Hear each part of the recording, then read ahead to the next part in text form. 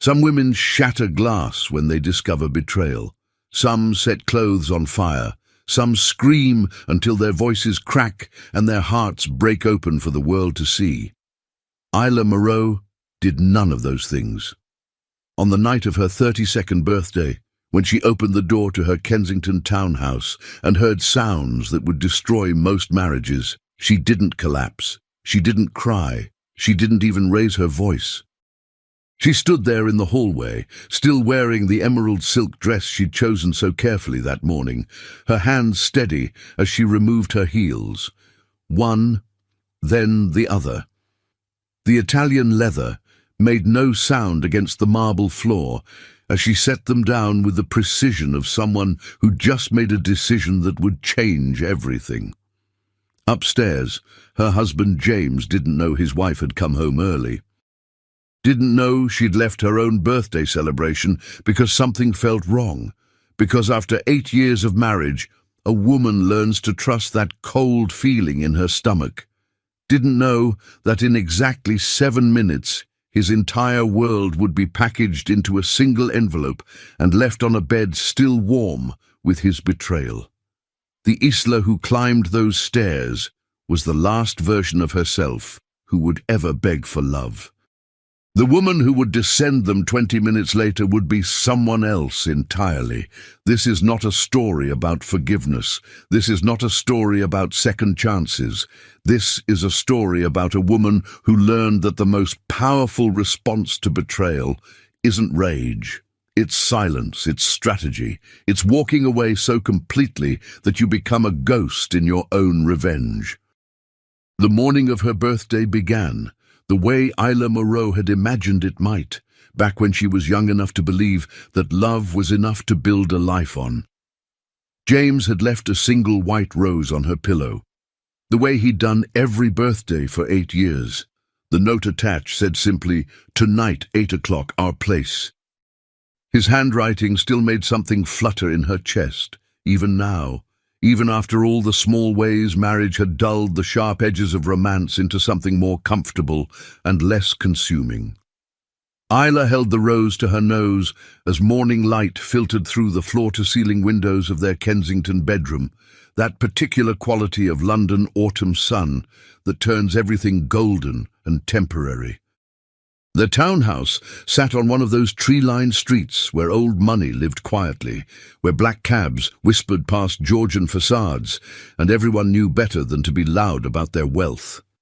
She'd fought for this life, built it with her own hands and James's family name, though she'd never admit which had been more valuable. At 32, Isla had become exactly what she'd promised herself she would be at 24 when she'd walked into James Hartley's office for the first time. Successful, sophisticated, the kind of woman who could navigate a charity gala and a boardroom with equal grace. She was the chief creative director at Meridian Global, the advertising firm where she'd started as a junior copywriter, back when James was just another attractive man in an expensive suit who looked at her like she was the most fascinating person in any room. That look had disappeared somewhere between their 3rd anniversary and their 7th. She couldn't pinpoint exactly when, which somehow made it worse. Isla set the rose in water and moved through her morning routine with the efficiency of someone who'd perfected the art of looking flawless while feeling hollow. Shower. Skincare with products that cost more than her first month's rent ever had.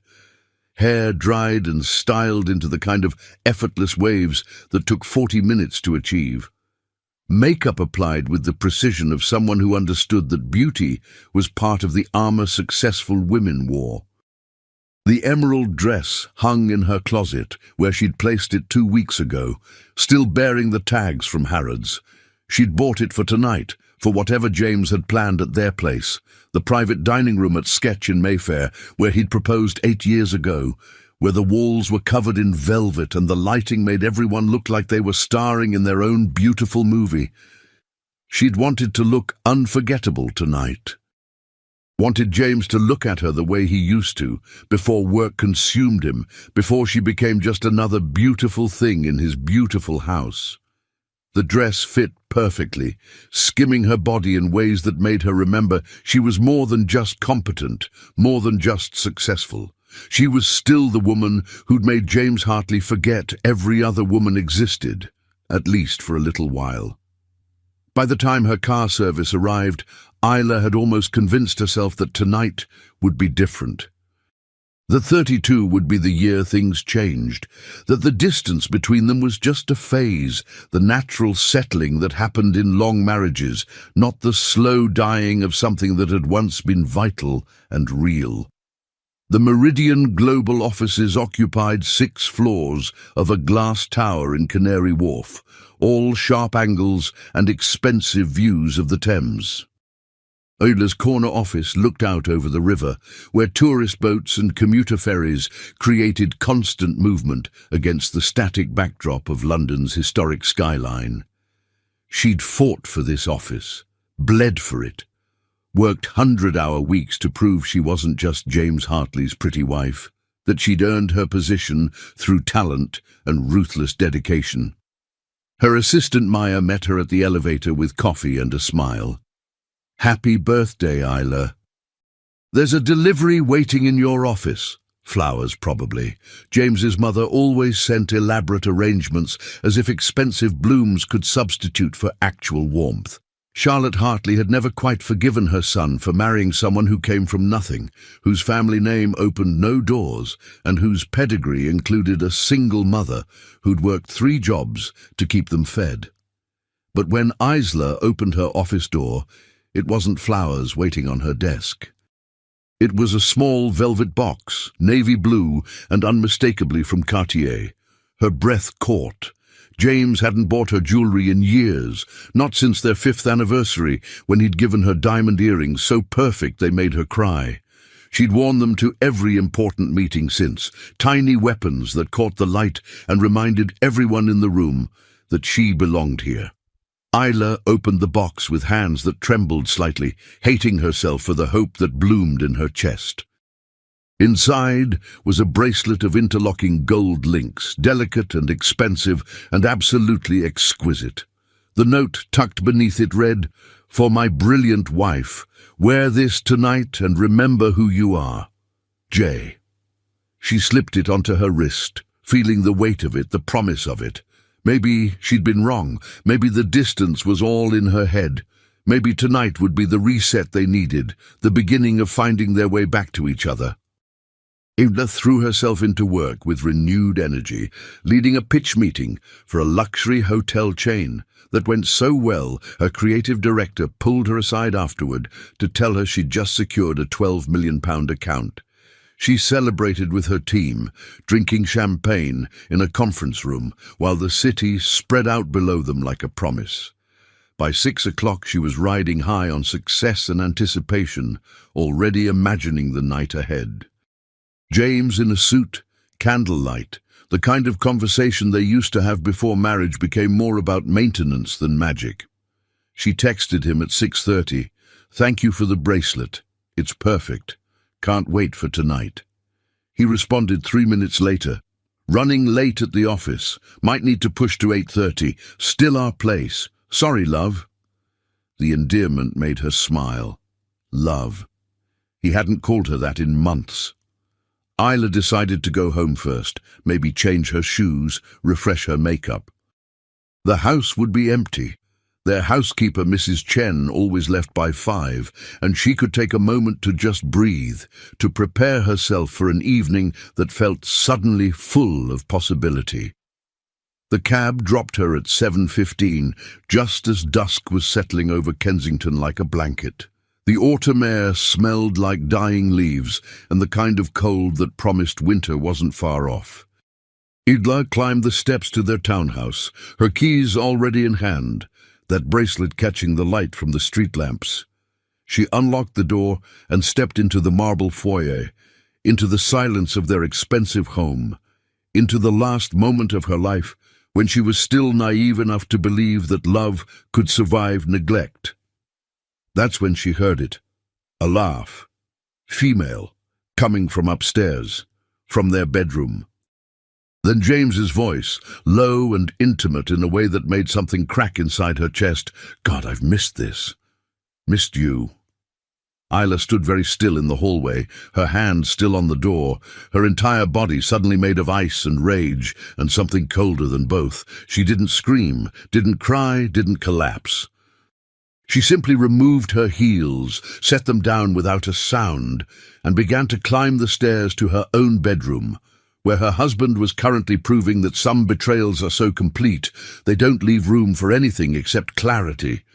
The stairs in their Kensington townhouse were designed to be impressive, wide and curved, with an ornate banister that had cost more than Isla's first car. James's family had owned this house for 3 generations, and every detail screamed old money, old blood, old certainty that some people were simply born to occupy beautiful spaces. Isla climbed them now with bare feet, her expensive heels abandoned in the foyer like artifacts from a life that had ended 3 minutes ago. Each step brought her closer to sounds that would have destroyed most women.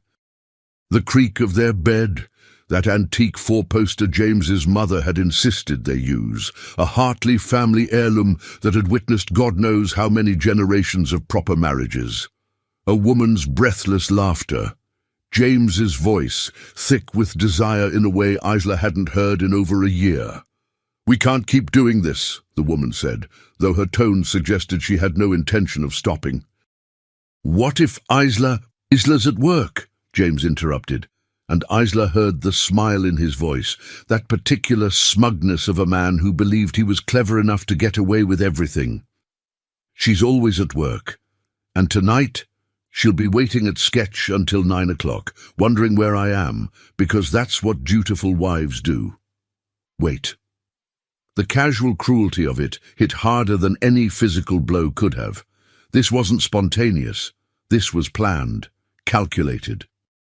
While she'd been choosing an emerald dress and imagining reconciliation, James had been orchestrating her humiliation with the same attention to detail he brought to his mergers and acquisitions. Isla stood outside their bedroom door, her hand on the knob, and felt something fundamental shift inside her. The woman who'd climbed these stairs was not the woman standing here now. That version of herself, the one who still believed in fixing things, in fighting for her marriage, in love as a verb that could triumph over betrayal, had died somewhere around the 5th step.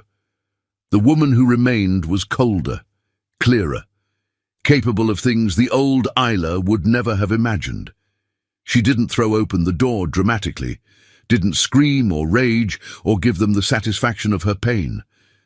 Instead, she turned and walked silently to James's study, 3 doors down the hall. Her feet made no sound on the antique Persian runners. She moved like a ghost in her own home, and there was power in that invisibility. James's study was exactly what you'd expect from a man whose family name appeared in history books. Floor-to-ceiling mahogany shelves lined with leather-bound books he'd never read, an enormous desk that had belonged to his grandfather, and a wall safe hidden behind a portrait of some grim-faced Hartley ancestor who'd made the family fortune in shipping during Victoria's reign. Isla knew the combination. James had given it to her on their wedding night, one of those grand romantic gestures he was so good at. "Everything I have is yours," he'd said, and she'd been young enough, in love enough to believe him. She opened the safe now with steady hands. Inside was exactly what she'd expected to find: their prenuptial agreement, property deeds, investment portfolios, and, most importantly, James's personal laptop, the one he used for correspondence he didn't want on company servers. Isla wasn't stupid. She'd built a career on understanding people, on seeing the stories beneath the stories. She'd noticed James's late nights increasing over the past 6 months, noticed the way he'd started password protecting his phone, noticed the new cologne, the gym membership he'd suddenly become devoted to, all the classic signs she'd actively chosen to ignore because acknowledging them meant acknowledging failure. But willful blindness and actual ignorance were different things. She knew his passwords. He'd never bothered to change them, because he'd never believed she'd look. That was the thing about men like James. They thought women like Isla were too dignified to snoop, too sophisticated to lower themselves to detective work. They were wrong. She opened his laptop and navigated to his email with the calm efficiency of someone who'd stopped caring about the destination and was only interested in gathering ammunition.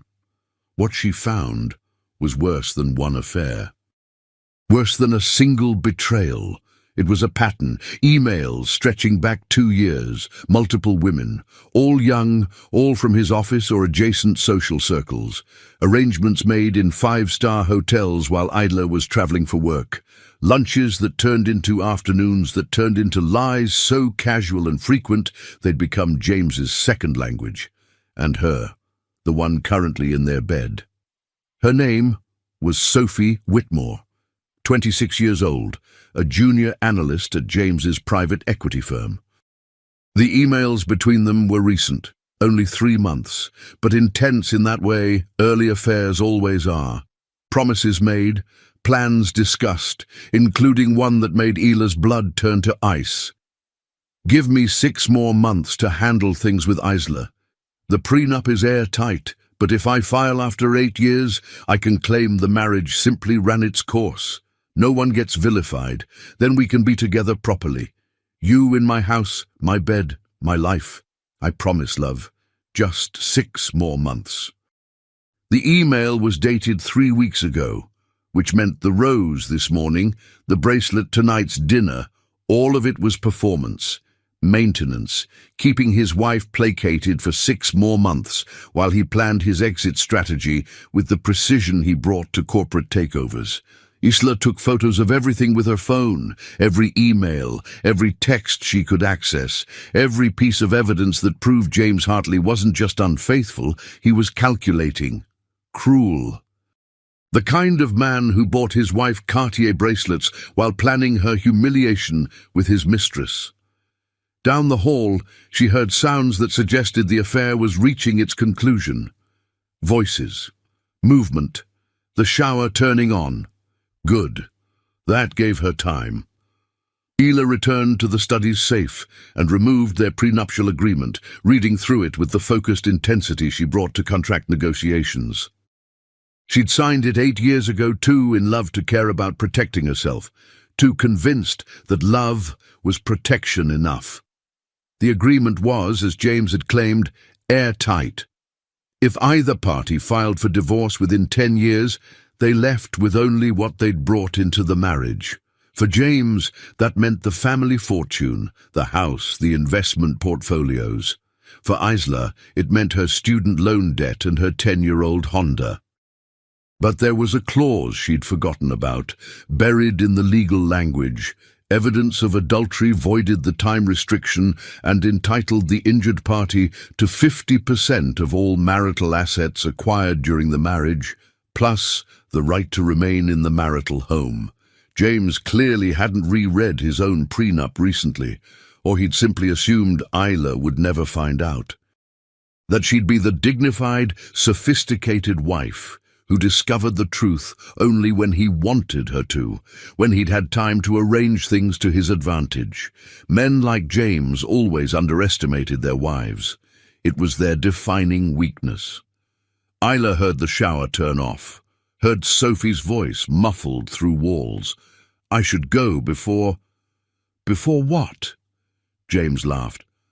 Isla won't be home until at least 10. Relax.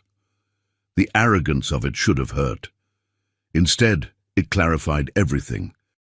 Isla moved with purpose now. She went to their bedroom, opened the door just enough to confirm what she already knew. The bed unmade, her husband's clothes on the floor, the smell of perfume that wasn't hers lingering in air that had become foreign and toxic. She didn't go in. Instead, she returned to James's study and began to write, using his monogrammed stationery, his fountain pen that cost more than most people earned in a week. The letter took exactly 7 minutes to compose.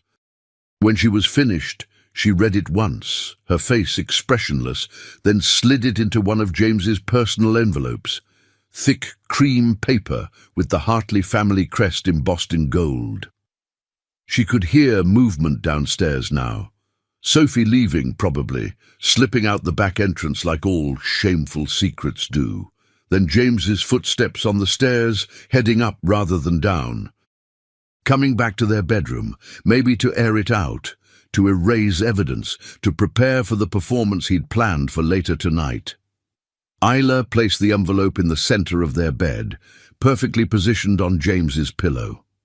She removed the Cartier bracelet and set it on top of the envelope, the gold links catching the last of the evening light coming through their bedroom windows.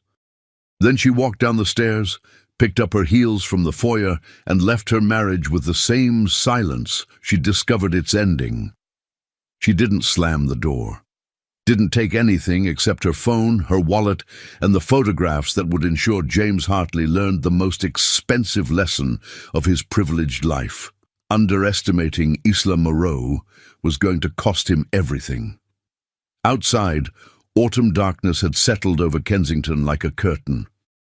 Isla stood on the sidewalk, breathing cold air that felt like the first honest thing she'd experienced in years, and pulled out her phone. She had calls to make, plans to execute, a life to burn down so completely that she could build something better from the ashes. But first, she needed to walk, to let the shock settle, to become the woman who would do what needed to be done. Later, when James finally climbed those stairs and found the envelope, when he opened it and read the words that would haunt him forever, he would understand that some women don't scream when they're betrayed. They strategize, they document, they disappear. And when they return, it's not for reconciliation. It's for war. The envelope sat on James Hartley's pillow like a white flag, except it signaled nothing close to surrender. He saw it the moment he entered the bedroom, still adjusting his cufflinks, his hair still damp from the shower he'd taken after Sophie left. The gold bracelet caught the lamplight, expensive and accusatory, and for 3 full seconds James stood frozen in the doorway, his brain unable to process what his eyes were seeing.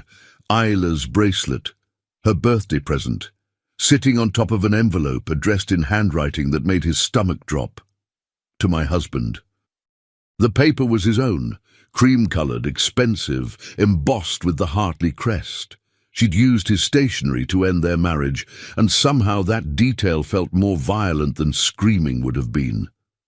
James picked up the envelope with hands that had started to shake.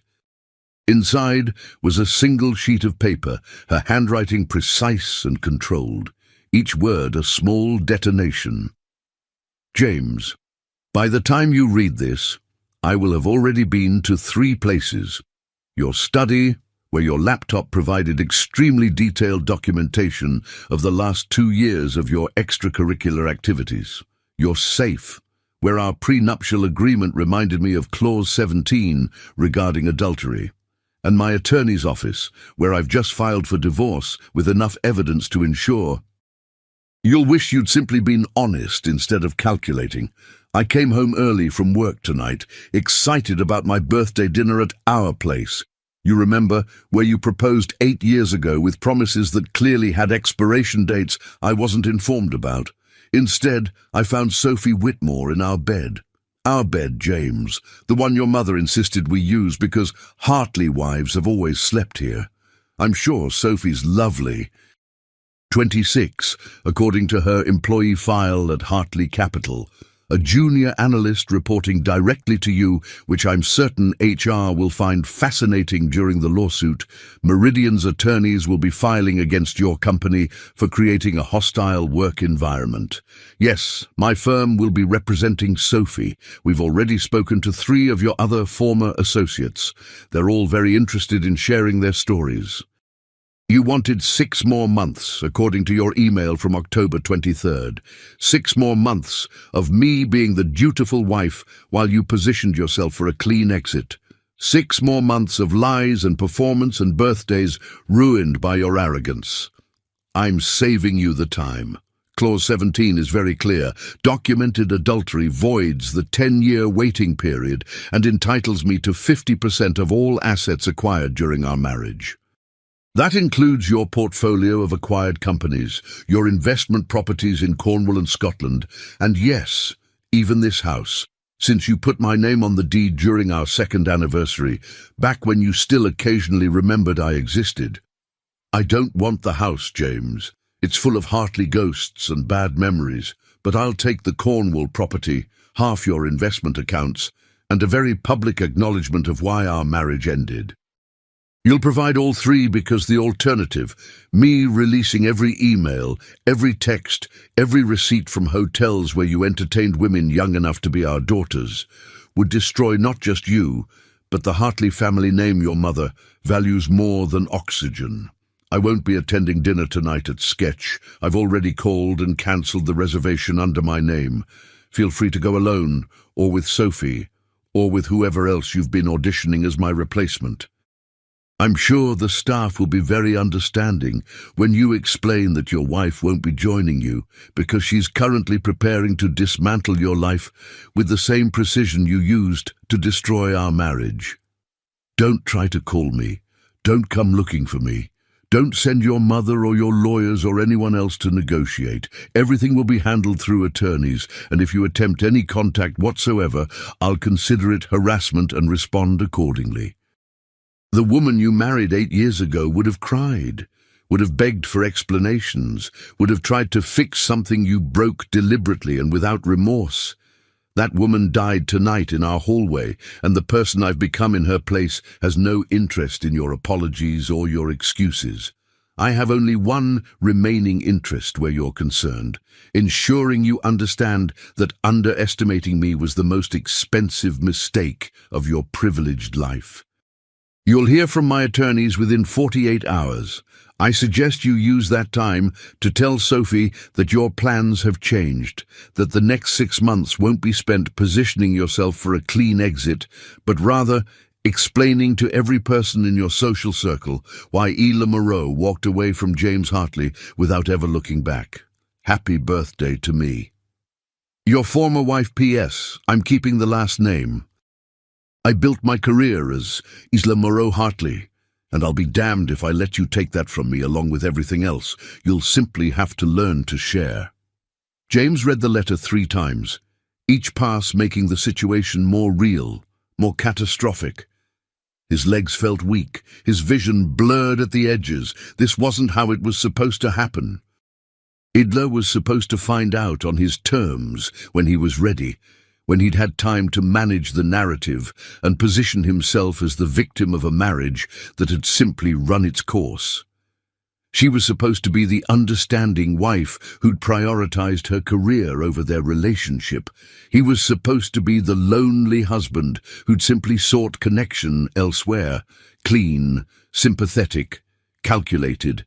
Instead, she'd flipped the entire script, documented everything, called attorneys, reached out to his other affairs.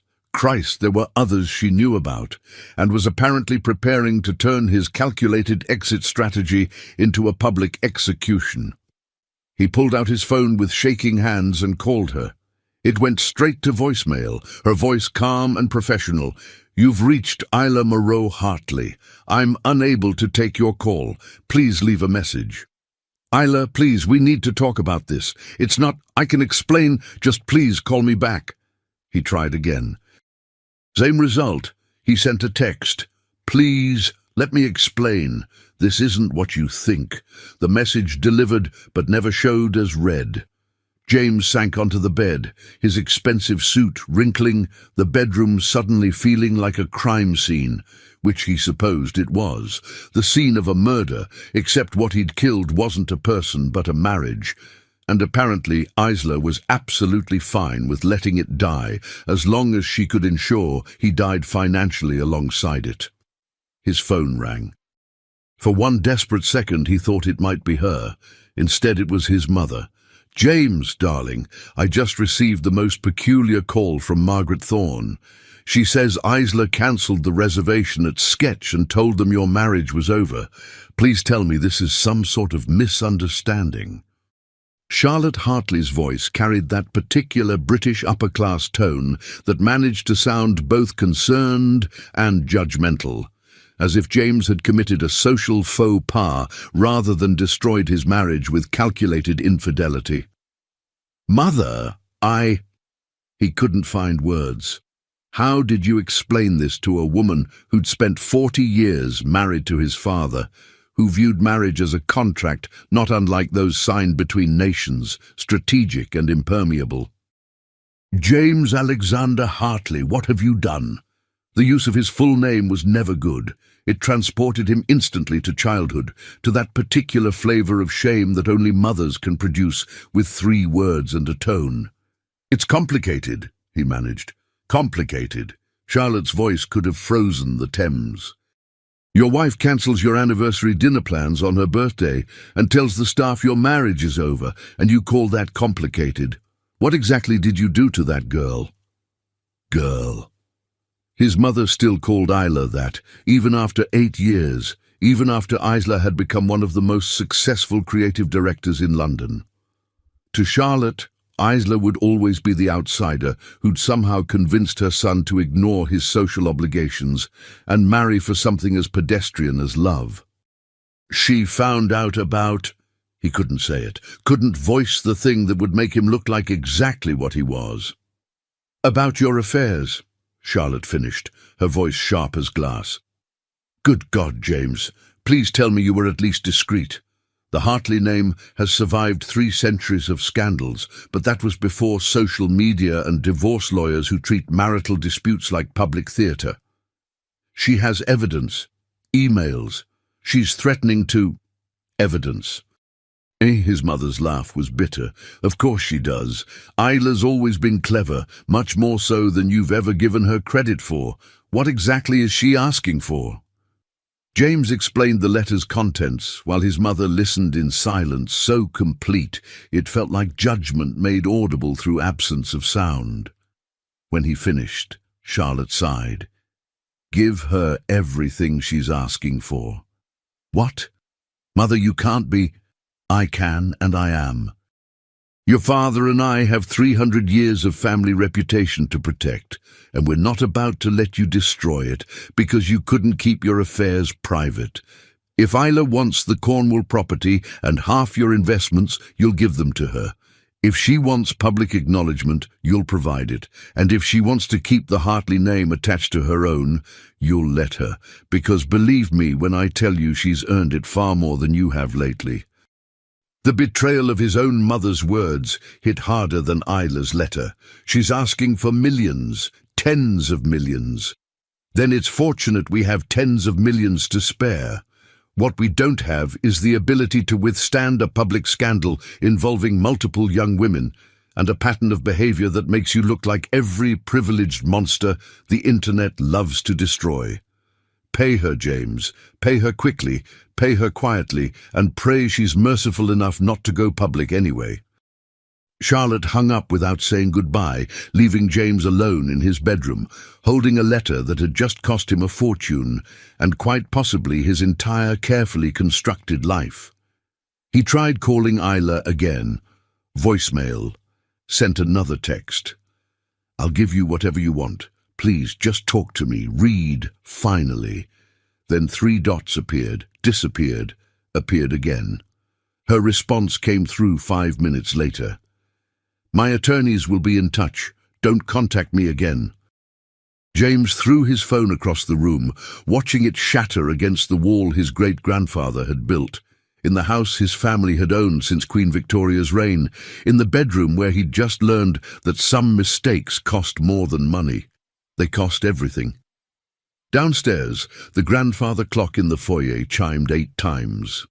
Isla's birthday dinner reservation was for 8:30. He'd planned to arrive fashionably late, apologetic, charming. Planned to give her the evening she deserved before spending 6 more months slowly poisoning their marriage from the inside. Instead, He sat alone in an empty house, holding evidence of his own destruction, learning the hard way that silence can be more devastating than any scream.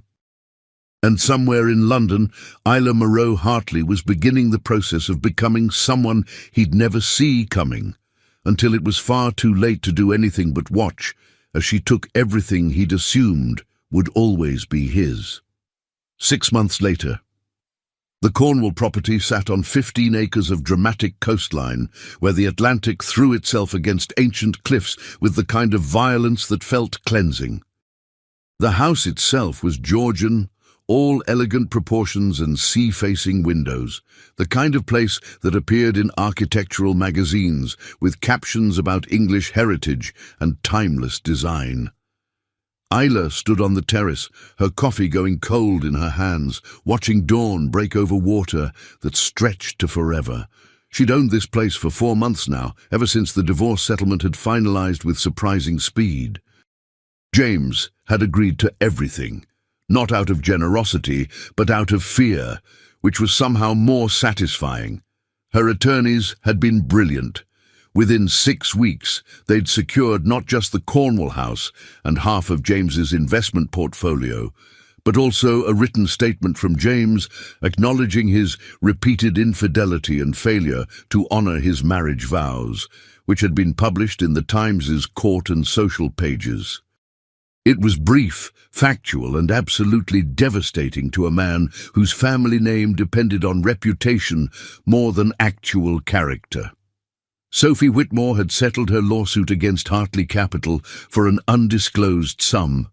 The 3 other women had done the same. And while James hadn't been charged with any crimes, everything had been technically consensual, if ethically reprehensible. His company's board had quietly suggested he step back from day-to-day operations for a period of reflection and personal growth, which meant James Hartley, at 42 years old, had been benched by his own family company because he couldn't keep his marriage or his affairs private. Isla should have felt triumphant. Should have been celebrating revenge served cold and comprehensive. Instead, she mostly felt tired and increasingly certain that freedom was a better prize than vengeance. She'd moved to Cornwall 2 months ago, leaving London and Meridian Global behind with a generous severance package and a non-compete agreement that gave her 2 years to figure out what came next. Her career had been built on helping other people tell their stories, on polishing corporate narratives until they shone. But somewhere in the process of dismantling her marriage, she'd realized she had no idea what her own story was supposed to be. The Cornwall house was supposed to be temporary, just a place to disappear while the divorce played out in London's gossip circles. But she'd found something here among the cliffs and the sea air, something she'd lost during 8 years of trying to be the perfect wife to a man who'd never valued perfection when he had it. She'd found herself. The woman who woke up here each morning was not the woman who'd climbed those stairs in Kensington 6 months ago. That Isla had been a ghost in her own life, performing success while hollow inside. This Isla was raw, uncertain, but undeniably real. She'd started writing, fiction mostly, stories about women who survived things that should have destroyed them. Her agent, a sharp-eyed woman named Patricia, who'd found Isla through her social media presence, said the manuscript was commercial gold and had already started sending it to publishers. Isla didn't know if anything would come of it, didn't really care. The writing itself was healing, the act of transforming pain into narrative, of giving happy endings to women who'd been written off as damaged or difficult or too emotional to deserve better. Her phone buzzed with a text from Maya, her former assistant, who'd become her closest friend through the divorce chaos. "How's the hermit life? Still planning to emerge for my wedding next month, or should I hire someone to drag you back to civilization?" Isla smiled and typed back, "I'll be there." Wearing something spectacular and possibly dating someone completely inappropriate just to give you good wedding drama. That was mostly a joke. Isla had been on exactly 0 dates since leaving James. The idea of trusting another person with anything resembling her heart felt absurd right now, like suggesting she hand over her banking passwords to strangers on the street. But she'd been thinking about it lately, about what came after survival, about whether it was possible to want someone without needing them, to build intimacy without surrendering the autonomy she'd fought so hard to claim. Another text came through, this time from her attorney, Claire. James's legal team is requesting a post-divorce meeting.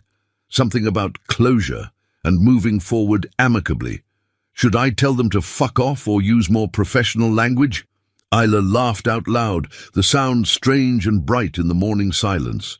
6 months ago, she would have agonized over that message, would have wondered if James wanted to apologize, if maybe they could at least end things with some dignity. Now she felt nothing except mild curiosity about what kind of audacity it took to ask for closure from the woman you'd betrayed systematically for 2 years. She wrote back, "Professional language, please, but absolutely fuck off. I'm closed. He can move forward without my participation." The truth was, she had moved forward. So far forward that James existed only as a cautionary tale now, a chapter in her story that had taught her everything she needed to know about recognizing her own worth. Her phone rang. Patricia, her agent. "Tell me you're sitting down," Patricia said without preamble, "and preferably near champagne." "It's 7 in the morning. I'm near Coffee and Seagulls." "Close enough. Isla, we have offers. 3 of them, for the manuscript." The world seemed to stop moving. "What?" 3 publishing houses want your book, all respectable, all offering advances that suggest they believe this thing is going to be enormous. Patricia rattled off numbers that made Isla's head spin. "The highest offer is from Whitehall Press. They're calling it Big Little Lies Meets the Silent Wife, and want to position you as the next major voice in women's commercial fiction." Isla sat down on the terrace steps, her legs suddenly unreliable. I don't... Breathe. I know it's overwhelming, but Isla, your story resonates. A woman who responds to betrayal, not with violence or hysterics, but with strategy and silence. Who rebuilds herself completely, rather than seeking revenge as an end in itself. It's incredibly powerful, and it's hitting at exactly the right cultural moment. "It's fiction," Isla said automatically. "The protagonist isn't me." "Darling, every protagonist is their author until they're not. The point is you've created something special. Something that speaks to women who've been told their only options after betrayal are to forgive or fall apart." Patricia paused. "What do you think? Should I start negotiating?" Isla looked out at the ocean, at the way morning light turned the water into something transcendent and new. If you're rooting for her like I am, show it by liking the video. And if you want to see more mini-novels like this, subscribe to the channel because there's so much more coming your way. "Yes," she said finally. "Tell Whitehall we're interested, but Patricia, I want creative control. No one changes the ending to give her a reconciliation arc. The protagonist stays free." "She stays free," Patricia agreed. "I'll get you a contract that ensures it." After they hung up, Isla sat in the morning quiet and let herself feel it. Not triumph exactly, but something better. Relief. Possibility. The specific kind of peace that comes from realizing you don't need to be smaller to fit someone else's expectations. Her email chimed with a message from the charity foundation she'd started 3 months ago, Women Rebuilt. It provided legal aid and financial counseling to women leaving marriages where prenuptial agreements left them vulnerable. She'd funded it with a portion of her divorce settlement, figuring if she had to suffer through her own legal battle, at least she could make the path easier for women who didn't have her resources. The foundation had already helped 43 women. 43 marriages ended with dignity instead of devastation. 43 women who walked away with enough to start over. That felt like better revenge than anything she could have done to James directly. Her phone buzzed again. Maya forgot to mention. Saw James at the Ivy last week. He looked terrible, like a man who just realized he traded a Ferrari for a used bicycle. Thought you'd enjoy knowing. Isla considered that information and found she felt nothing at all. No satisfaction, no residual anger, just a distant sort of pity for a man who'd had everything and hadn't recognized its value until the bill came due. She typed back, "I hope he's happy. I genuinely do. Just nowhere near me." And she meant it. Because the opposite of love wasn't hate, it was indifference. And 6 months after her marriage ended, Isla Moreau Hartley had achieved something far more valuable than revenge. She'd achieved freedom, the kind that comes from choosing yourself, not as a reaction to someone else's betrayal, but as a fundamental act of self-respect. The Cornwall house had a study overlooking the cliffs. Isla had converted it into her writing space, all natural light and salvaged wood and windows that framed the ocean like living art. She went there now, carrying her cold coffee and her phone, ready to start working on the next chapter. Not of her book. That was nearly finished. This was the next chapter of her actual life, the one where she got to decide who she became, without anyone else's expectations shaping her choices. She opened her laptop and started typing, the words flowing easily now that she'd stopped trying to make her story fit into someone else's narrative. Chapter 1. The woman who learned that walking away doesn't mean you've lost. Sometimes it means you've won a game you didn't realize you were playing. The game of becoming yourself, without apology, without compromise, without ever looking back to see if anyone's watching your exit. Because the best revenge isn't making them suffer. It's making yourself happy despite their efforts to destroy you. And that kind of victory, that's the kind that lasts. Outside, the ocean crashed against cliffs that had stood for thousands of years. Isla wrote through the morning, through lunch, through the afternoon, building a story about a woman who survived and thrived and refused to let betrayal be the defining moment of her life.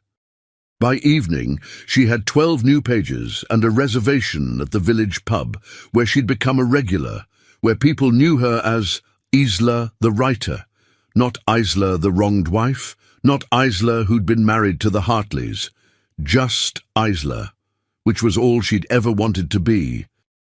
As she walked down to the village, her hair loose in the sea wind, her heart quiet and her future uncertain in the best possible way, Isla Moreau Hartley made herself a promise.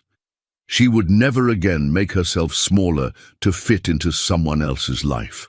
She would never again confuse companionship with surrender, and she would never ever forget that the woman who could survive her own worst day could survive absolutely anything. The pub was warm and loud, and full of people who had their own stories, their own struggles, their own reasons for choosing this dramatic coastline as home. Isla ordered fish and chips and a glass of wine, and when the bartender asked if she was celebrating something, she smiled. "Sort of. I just realized I'm happy. That's worth celebrating," he agreed, and poured her wine with the gravity of someone who understood that happiness, real happiness, was rare and precious and hard-won. Isla raised her glass to no one in particular and whispered to herself, "To the woman I had to become to survive, and to the woman I get to be now that I did." Then she drank and ate and laughed with strangers who would become friends and lived the life she'd built from the ashes of a marriage that had tried and failed to contain her. And somewhere in London, James Hartley sat in an empty house full of family history and expensive furniture, learning that some losses are absolute. But that was his story now. Isla's was just beginning. 1 year later, Isla Moreau Hartley woke on her 33rd birthday to the sound of waves and a phone full of messages that would have been impossible to imagine 1 year ago. Her publisher, "Congratulations." The envelope hit #1 on the NYT bestseller list. "You're officially a phenomenon." Patricia, her agent. 3 film studios are bidding for the rights. Also, Reese Witherspoon's book club wants you for their spotlight. Also, you're trending on Twitter. Also, I'm demanding a raise for managing your sudden fame. Maya, happy birthday to the woman who turned her worst day into everyone's favorite book.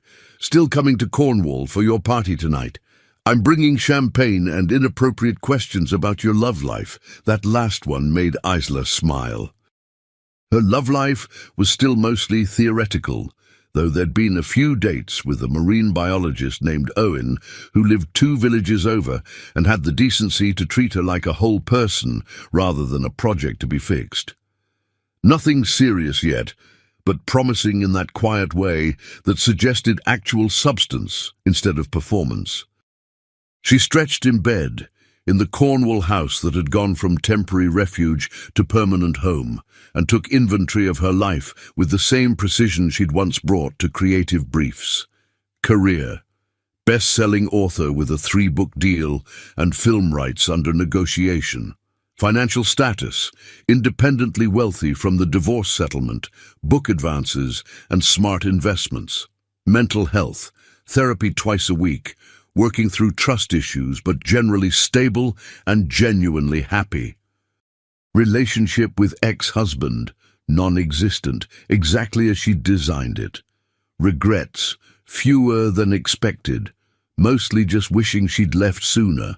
Her foundation, Women Rebuilt, now had a staff of 12 and had helped 378 women navigate divorces with dignity and resources intact.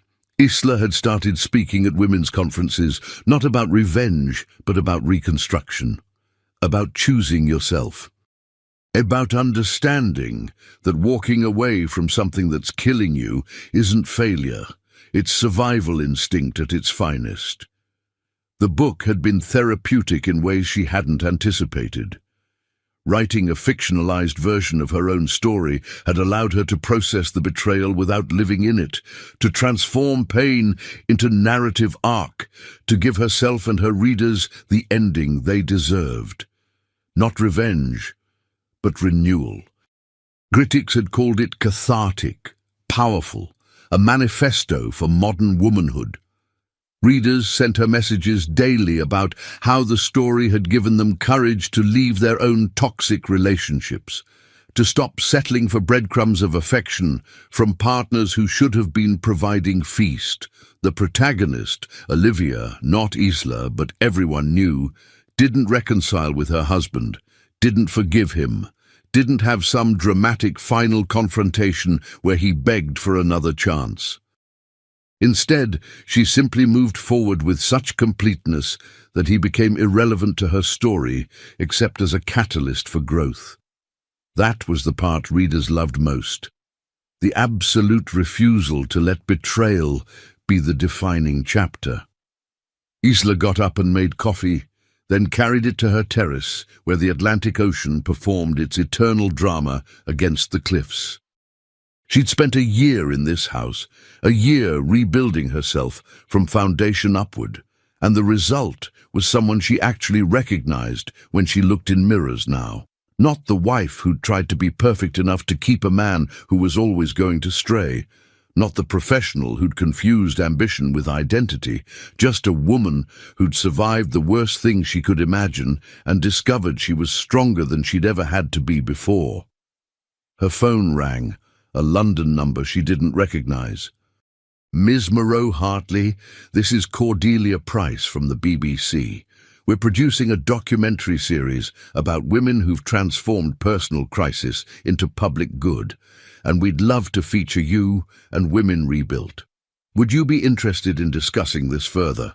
Isla looked out at the ocean and allowed herself a moment of pure wonder at how far she'd come from that hallway in Kensington, from those stairs she'd climbed while her marriage died behind a bedroom door.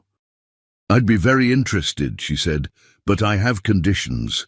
The focus has to be on the women we've helped, not on my personal story. And we don't sensationalize the betrayal. The point isn't what was done to me, it's what I built afterward. Absolutely, that's exactly why we want you. You've become a symbol of transformative resilience, and I'm not a symbol, Isla interrupted gently.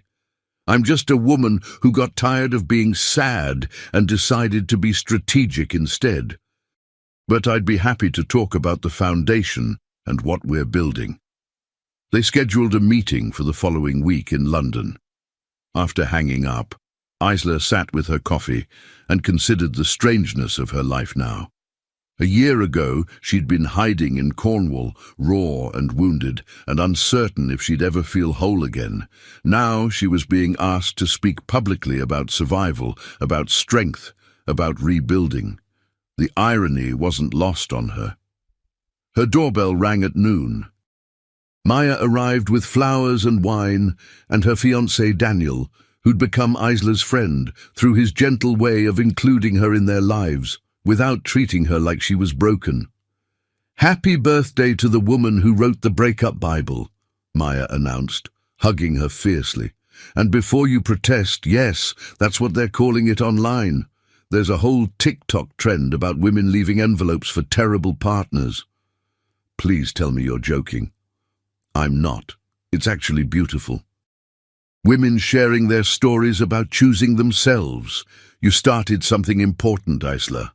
They spent the afternoon on the terrace, eating cheese and drinking wine and talking about Maya's wedding plans and Daniel's architecture firm and Isla's upcoming book tour. Normal things, happy things.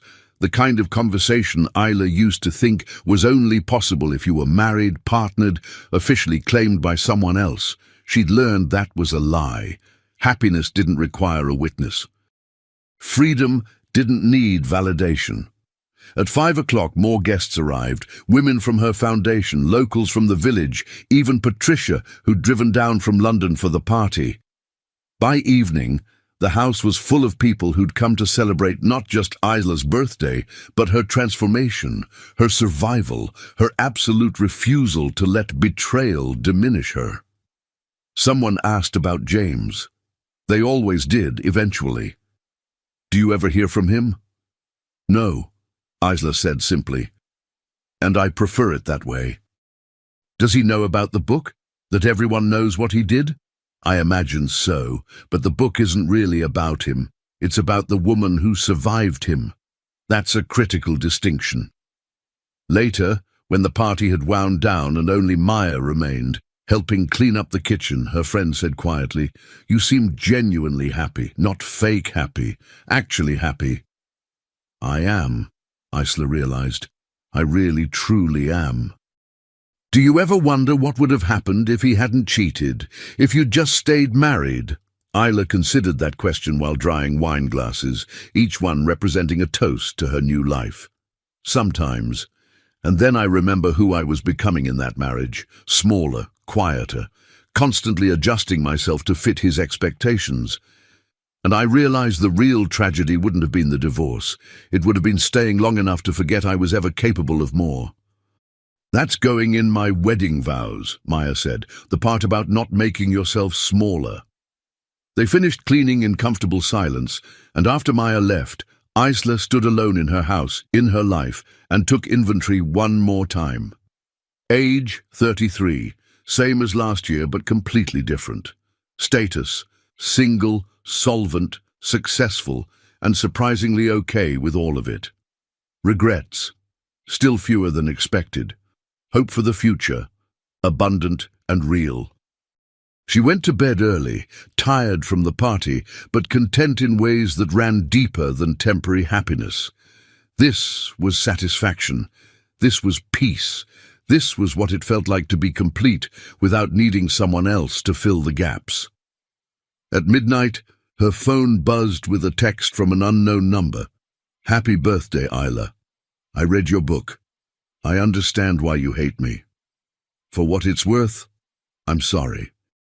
She stared at the message for 30 seconds, feeling absolutely nothing except mild curiosity that he'd kept her number after she'd blocked him a year ago. Then she deleted it without responding and turned off her phone. Because James Hartley had been her past, her catalyst, her reason for transformation, but he wasn't her present, and he absolutely wasn't her future. That belonged to her now. Only her. And as Isla fell asleep in her Cornwall sanctuary, with ocean sounds and sea air and a life she'd built from the ashes of the worst thing that had ever happened to her, she understood the most important truth she'd learned in 33 years. Some women are saved by love, some are destroyed by it, and some learn to save themselves despite it, building lives so full and true and utterly their own that the person who betrayed them becomes nothing more than a footnote in a much larger story. Isla Moreau Hartley was the third kind of woman, the kind who understood that the best revenge wasn't making someone suffer for hurting you. It was building a life so beautiful, so complete, so authentically yours that their absence becomes irrelevant to your happiness. That was the real ending, not revenge or reconciliation, but something better, liberation, autonomy. The specific kind of peace that comes from knowing you don't need anyone's permission or validation to be whole. And when she woke the next morning to start her 34th year, Isla did so with a smile on her face and zero regrets about the envelope she'd left on a bed 1 year ago.